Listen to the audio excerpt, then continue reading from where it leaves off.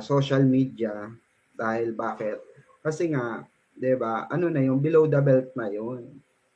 Oo, below the belt na po 'yun. Kumbaga, kasisira na 'yan eh. O, kagaya nung ginagawa nila ano, 'di ba? Ginagawa nila Jim Panot. Kahit kasisira na ng ano ng tao or ni David Licauco, gagawin talaga nila. Just to prove na tama sila. Alam niyo yung gets niyo yung point ko. As long as alam nila sa sarili nila, kala nila tama sila. Pero mali. Mali po 'yun. Mali yung ginagawa nila kasi nga bakit? Kasi nga in the first place, may mga ano 'yan, 'di ba? May mga pribadong ginagawa sa buhay 'yan, 'di ba? Na supposed to be hindi mo na kailangan pang picturean, videohan, 'di ba? O lalo na kung set up pa, 'di ba? O, tignan niyo nga yung kay David, 'di ba? Sinet up nila. O, yung picture, yung mga video dun sa kasal, saka nakakita. O, yung nagbibideo, i-zoom talaga kay David lang saka kay Alex, 'di ba? Sa dami ng tao ron, i-zoom mo talaga kay David sa kay Alex, di ba? Para kang eng-eng noon, di ba? So ibig sabihin may intention ka talaga. Tapos sabay ilalabas mo sa social media. So intentionally talaga. Intention talaga 'yun. Intention na ano? Intention na masira si David Licauco. Kasi alam nila na alam nila na maraming fans si David. May mga Barda fans, may mga David funny, 'di ba?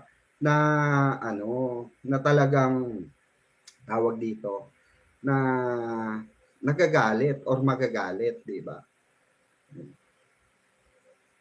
My family, ganyan. And also, I guess nasa era din ako ngayon of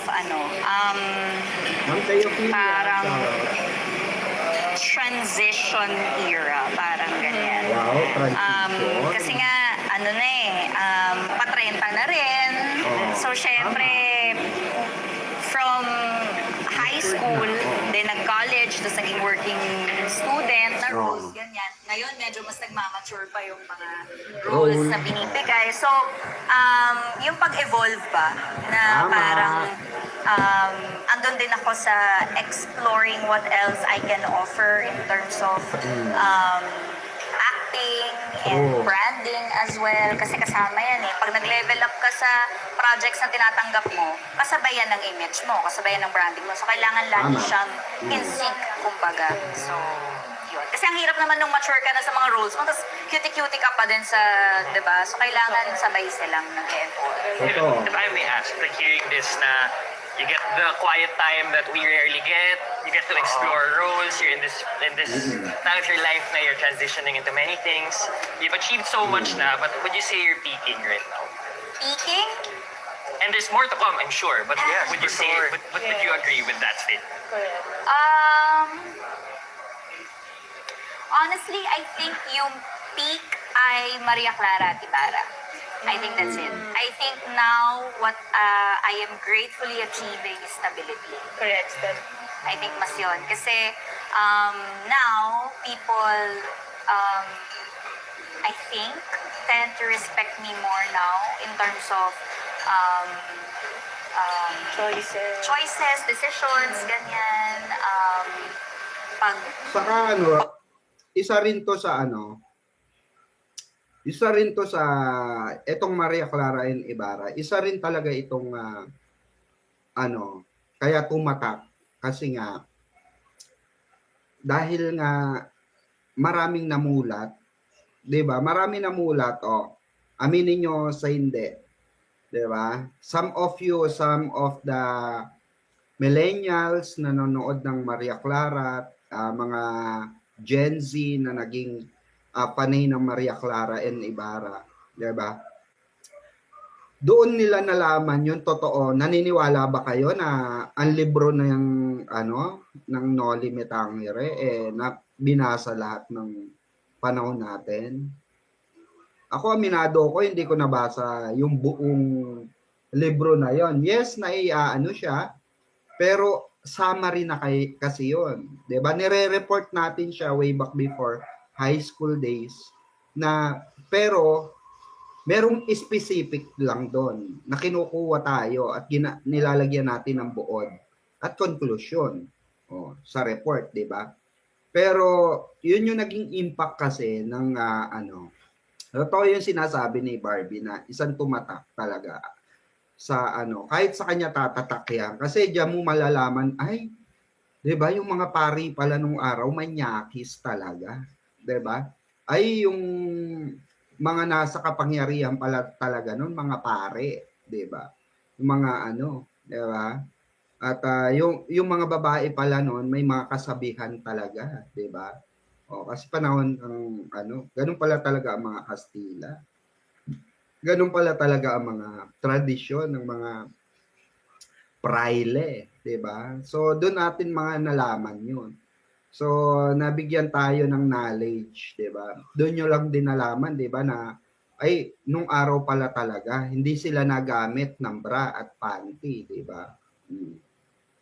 So malaking aral siya, malaking impact. Pagdating talaga sa 'di ba? Malaking impact siya pagdating sa showbiz, pagdating sa generation. So tumatak talaga siya. Offer sa akin ng project, mas alam mo nang talagang mas well thought of. Alam mo yun? So, mas yun, I think, yun yung, I'm really, really grateful na natrabaho ko siya ng maayos to be where I am right now. Yeah. Mas Correct. I think yun naman din talaga yung, this is my opinion, but yun naman talaga yung peak in our business. In this very unstable job, for you to achieve stability, that is the ultimate goal. Yes. Yes. And can I just say, we were able to talk about this. Actually, napag-usapan ka namin sa isang mga episode namin kasama si Cassie. Naman, chinismis niyo Vince? ako. Hindi ko Special mention. We were talking about yung mga love team na di ba yung mga fans medyo toxic, but you were one of the few na nakagawa ng, you were in a relationship but you were also in a love team, and people respected that. And of course not everyone, but most of the people respected that. And then kahit na Totoo yun. umalis ka dun sa love team or you're getting projects on your own na wala yung ka-love team mo, people are okay with it, which sa iba hindi, di ba? Parang kapag naghiwalay mo, Nakakaway ka agad, no? so dun namin kayo na, paano mo na, what do you think happened? Bakit kayo Well, pumunta sa- actually ate, meron, kasi depende kasi yan eh. Eto, tulad nito, itong ginagawa natin. Malaking bagay talaga yung may vlogger ang isang artista or meron nagko-content sa isang artista. Alam nyo kung bakit?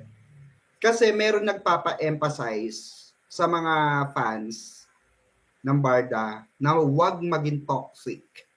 Huwag piliin maging toxic. We have to respect them, both of them, no matter what happened. Kasi nga bakit? May mga tao na nagpapa-emphasize. So malaking bagay yun talaga. So imagine niyo sila na-recognize nila. Eto mga kabarda, imagine. Mga co-actor ni Barbie Fortesa at ni David Licauco, na-recognize nila na we are not toxic at all. 'Di ba? Nagkakaroon lang naman talaga ng bardagulan dahil nga sa mga bashers. Dahil sa pinupukol. Actually, sabi ko nga sa inyo, limited lang kung makikita nyo sa Facebook, TikTok, Twitter, YouTube, pare-parehos na tao ang mga nagpo-post na negative about Barbie, about David. 'Di ba? So, kumbaga pare-parehas lang na tao. Kumbaga, tawag dito, yung mga tao na yon, iisang pattern lang ang ginagawa nila araw-araw. At the same person lang din ang si Pinote, Ship Mulubog, sino pa? Si Jim Panot, sino pa? Marami pang iba. Halos pare-pareha sila na they are not influencer like us. Tayo kasi vlogger influencer tayo eh.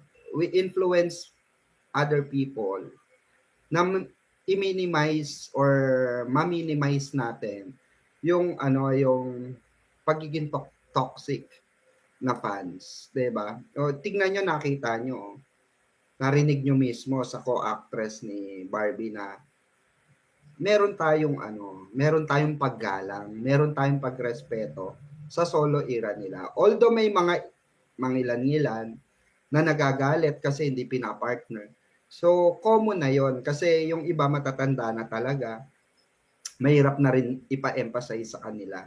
Basta ang gusto nila, ipipilit nila, ay hindi, Barda lang. Ay hindi, ito lang. Pero may mga iba na sumusuporta kagaya nitong NSD. 'Di ba? Sila Madam BU, pinopromote pa rin nila ang NSD even though hindi si Barbie ang kasama. We support NSD just because of David. Ganun ng natin kasi values na natututunan ng sa atin, ng viewers. May values kasi, 'di ba? So pinapakita natin dito na di natin kailangan maging toxic para pakinggan. Di natin kailangan maging toxic para lang masabi nating solid tayo. Hindi yun. Hindi. Pagka naging toxic ka, 'di ba? Ano ka na? Ibig sabihin nung wala ka na sa wisyo. Para ka na si Jim Panot, buang ka na, ganon. Toxicity is kumbaga lumampas ka na sa comfort zone mo 'di ba? Di mo na comfort zone yan at hindi mo madadala na maayos yan, trust me. Hindi nyo madadala na maayos yung pagiging toxic. Kasi bakit? Kasi nga, hindi naman talaga kayo toxic. Pinili nyo lang maging toxic dahil nga sa pinaglalaban nyo. Diba?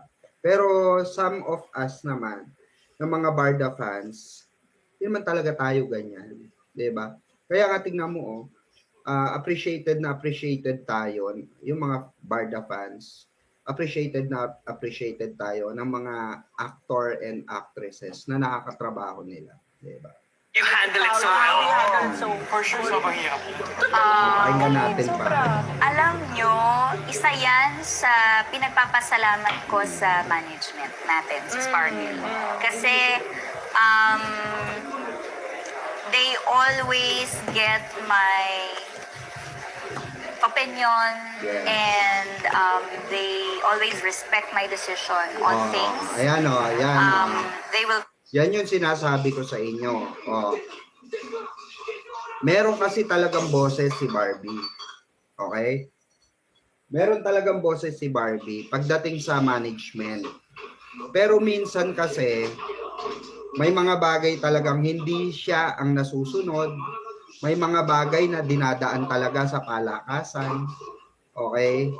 So kagaya ng sinabi niya nung unang podcast, 'di ba? Sinabi niya na meron siyang nakatrabaho, meron siyang pinuntahan na invitation pero palakasan program, 'di ba? Nauna sa kanya kasi malakas doon sa director.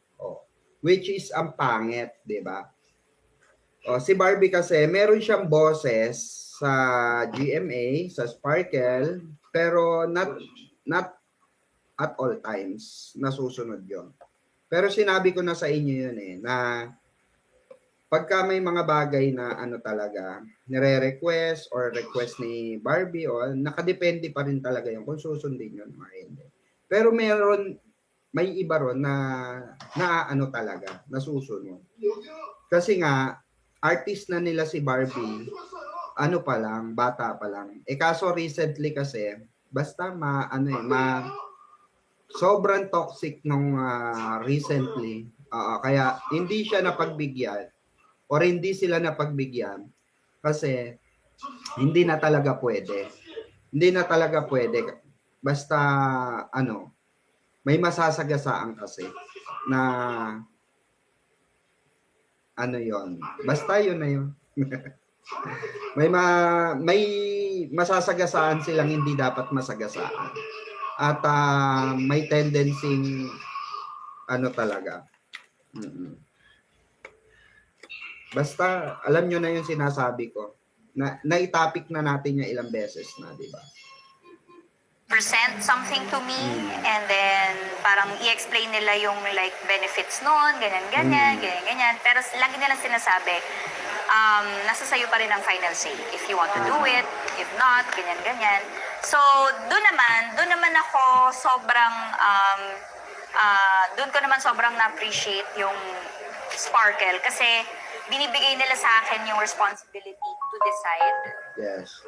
to do something, whether endorsement or project or event even. So ako, I don't take it for granted. Hindi ako nagde-decide like parang impulsively, ganyan. Pinag-isipan kong mabuti, tinatanong ko, marami akong mga pinagtatanungan, like yung family ko, ganyan. Kailangan ko kasi ng POV ng ibang tao bago ako mag-decide. Pero, I always remind myself why I started doing this in the first place. Ano ba yung end goal ko palagi? Doon ako lagi, yung core principles, values ko, yung goal ko talaga. Tama naman. Yes, as an artist, as an actor. I am really grateful that mid-20s, I was still able to play a part of being in a love team, ganyan, diba? Kasi medyo pang-bagets, diba, ang love team? So, nakakatuwa lang kasi na-explore ko pa yung era na yon ng Correct. mid-20s. Hindi ko akalain magagawa ko pa yon. May chance pa. Yosef! Gusto mo ba? Anong tawag dito? But then, again, I always go back to my core. Ano bang gusto ko talaga? Because I plan to stay here for the long run. So, sabi ko, mangangarap na rin lang tayo. Doon na tayo sa yes, oo. Hindi mo mangarap? I've always been eyeing for the academy, di ba? Best actress, ganyan, di ba? Hindi naman yes, mas ganon, mas maka-work si Meryl Streep, ganyan. Yun naman talaga yung goal ko ever since. Maka-work talaga yung mga idol ko. Ngayon, I'm given that chance, which I'm really grateful for. I saw you have one a project with Ni Sharon. Sharon Cuneta. So, yan. So, natutuwa ako kasi so far, I feel like tama yung mga desisyon ko. Yes. Na, di ba, with the proper guidance of my family and the management, Circle. BMA and Sparkle, yes. Yung tamang circle ba? I'm surrounded with the right circle of people na who are guiding me sa mga desisyon ko sa buhay na being in a love team is a really good experience kasi teamwork siya So, matututo kang magtrabaho ng may kasama, may ka-team, ganyan. So, masaya yung ganon. And it's definitely good business. I mean, let's be honest. It's definitely good business. It's more attractive to brands. Diba? Like, ang dali-dali gawa ng project ng isang love team kasi pakete na kayo diba? So, wala. Kumbaga, lalagyan na lang kayo ng storya, tapos kaya nyo na yan. Diba? Love team na kayo But then, again, hindi yun ang end goal ko. And like I said, I'm getting older. I'm not getting any younger. So, dapat by this time, I have to make like smarter decisions and not just go with the flow, go where the money is, sabi nila. I mean, let's be honest, it really is good business being in a love Ayan, team. narinig Pero, nyo na si again, narinig nyo na si Barbie, mga kabarda. Na hindi siya go with the flow, hindi siya pera lang. Kasi, which is, doon pumapasok yung barda, mga kabarda, na sinasabi ng mga ibang bashers ni Barbie na ginagamit lang si David ni Barbie. Ganon din yung iba, ginagamit lang ni David si Barbie. So, basically not. Alam nyo, pag naging artista kayo, hindi personal na ginagamit ng isang artista ang isang artista. Parehas silang artista, so that's their job to do. Okay? Hindi lang basta gamitan niya na Kasi kung gagamitin ni Barbie si David, at magla-love team sila ng magla-love team or gagawa sila ng pelikula. 'Di ba, nawawala yung essence ng goal ng isang artista, which is yun yung goal ni Barbie, 'di ba? Yung sinasabi niya na ang goal niya is of course, sabi nga niya, 'di ba, masarap ang love team, pero ang main goal niya is hindi makulong doon eh. Hindi siya makulong doon.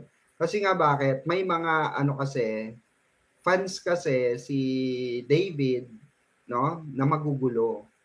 Oh, aminado naman tayo ron. Totoo 'yun. May mga kasi lalaki si David eh, may mga nagkakagustong babae, may mga nagkakagustong bakla, may mga nagkakagustong fans na pagka nadikit si David sa ibang babae, nagseselos sila. Like Barbie Fortesa, na pinagseselosan nila kasi nga bakit? Kasi nga si Barbie ay na-link kay David. Okay? Si Barbie at si David ay pinag-uusapan sa loob ng ng showbiz industry na magjowa, 'di ba? So basically, doon papasok yung yung mga toxic. Yung tinatawag natin toxicity. At doon napasok yung mga ibang funny, 'di ba, na walang magawa sa buhay. Okay, sa mga bagong pasok po, pa-like and share. At wag po kayong mag-skip ng ads, please. Recently, napansin ko nag-i-skip na kayo ng ads. Yun na nga lang yung tulong nyo sa live ko, mga kabarda. Sa pag-re-replay nyo. Sa mga team replay dyan, please, wag po kayo mag-skip ng ads, please. Thank you so much po. Kahit doon na lamang po, no? Kahit sa panonood nyo na lang ng ads, tapusin nyo yung ads, malaking bagay na po sa akin. Diba, mga kabarda? Kasi nakakapagod din naman magsalita dito ng 1 oras, 2 oras, diba? So, samantalahin nyo na po ang pagsuporta din sa akin. Huwag po kayong mag-skip ng ads. Okay? And hindi yun ang end goal ko. But I'm really, really happy to be part of it. Yes. May question, may question lang ako na, Sige. like, since medyo, Pababa na yung buhok mo. Lagi ka sa sunset. Ganun. nag-sunset na kasi. Sunset na nga kasi. Okay, since sige. medyo like, in-expect mo ba yung love team with? Hindi. Kasi hindi naman love story yung yung Maria Clara, di ba? Correct. Hindi siya, nag-aasaran nga lang kami ni David dun eh. So, hindi rin talaga kinonceptualize yung show na yon para maging love story. Tungkol, history siya ng natin, di ba? Yeah, since may experience ka na sobrang tagal mo na sa industry, tapos medyo late na din yung love team na yun, may na-realize ka ba na parang, like, may natutunan ka ba dun sa love team na yun na hindi mo din naman talaga siya na-expect? May natutunan ka pa ba dun? Or parang alam mo na kung nung nangyayari yun?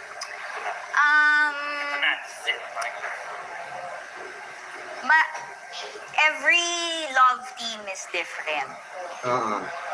Kasi ever since nag-start ako love team, yung 12 years old ko, love team na yun.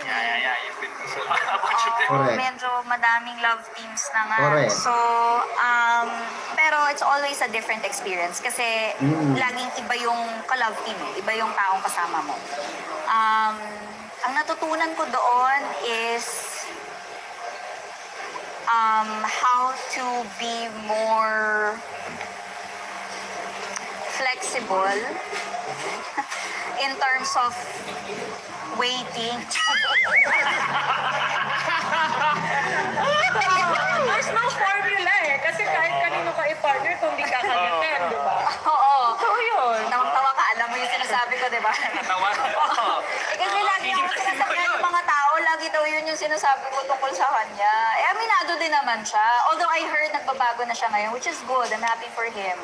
But yun nga, kasi strict talaga ako sa oras. Diba? Nagbabago na daw. Diba? Nagbabago na. Imagine niyo si David pa rin talaga, no? Alam mo, isa ka sa alam naman namin, Barang. Diba, alam naman natin na isa si Barbie sa dahilan kung bakit ang laki talagang pinagbago. Even si mami niya, si Tita Aiden, 'di ba? Mm. Even si Tita Eden, alam natin na sinabi niyang ang laki ng pinagbago ni David simula nung nakasama niya si David Licauco. Diba? Ang laki ng pinagbago ng anak niya simula nung nakasama si Barbie Fortesa pala. Diba? O, sinabi yan ni Mami Eden. So, ano talaga, malaking part si Barbie sa pagbabago ni David Licauco. And she knows that. She knows that. And, I think kanina, 2:30 nandito na And, ako. ano, Ayun, nandito na sa kotse lang ako. And then, I'm usually, 30 minutes, 1 hour earlier than my call time. Kasi, ayokong magpaintay ng tao. Ayokong, or at least ako, ayokong sa akin manggaling yung delay, ganyan. So, ever since, ganun yung naging working style ko. So, I guess mas yun. Mas, sana naging mas considerate ako. Kasi, ako lang din naman yung naapektuhan eh. If you let it affect you. Oo eh. Kasi parang siya okay naman siya. Wala namang problema sa kanya. So yun, siguro kasi mas naapektuhan ako, so mas naapektuhan yung working relationship natin. Kasi masyado kong strict, I guess. Hindi, totoo naman. So I guess mas yun. Being in a love team in my mid-20s, natutunan ko din how to feel the vibe of kilig of a teenager. How to bring that down. Mas yun. Kasi syempre kahit anong edad mo, pag ni-love team ka, yun ang babalikan mo eh. Yung Correct. kilig, yung unang kilig. Yes. Yung mga unang pa-sweet, ganyan, babalik at babalik ka doon. Ay. So mas yun, I guess yun yung mas na-enjoy, yun yung na-enjoy ko dun sa era na yun na I was able to feel that teenage kilig at the time. We were able to bring that back. Yun. Oh, 'di ba? So, yun talaga yung naramdaman, teenage kilig. Parang siguro sabi ni Barbie, ay iba naman talaga tong si David, 'di ba? Parang pinabalik ako, ikaw ba naman, 'di ba? Papasok lang ng gala, ng gala, 'di ba, nung sila pa ni Jack Roberto. Ay actually wala na rin naman sila noon. Nung papasok si David, kinindatan si Barbie. Kaya kinilig naman talaga si Barbie. Ay nako, ikaw ba naman kindatan ka ng isang Ginoo, di ba? Masabi na totoo talaga yung kilig with David. Ay, Oo, totoo. Ay, Kailangan di ba? kasama siya. Narinig nyo yan, Actually, eto first time ever sinagot ng derechahan ni Barbie to. Walang showbiz. Nothing showbiz involved. Kasi podcast ito eh. So, hindi siya sumagot ng showbiz. 'Di ba? Hindi sinagot niya ito directly. Na dati tinatanong sa kanya ito during mga interview niya kay Tito Boy, ano yung kilig? Paano yung kilig, 'di ba? Totoo ba yung kilig with David Licauco? 'Di ba? Showbiz pa yung mga pagsagot niya. Remember, 'di ba, mga kabarda?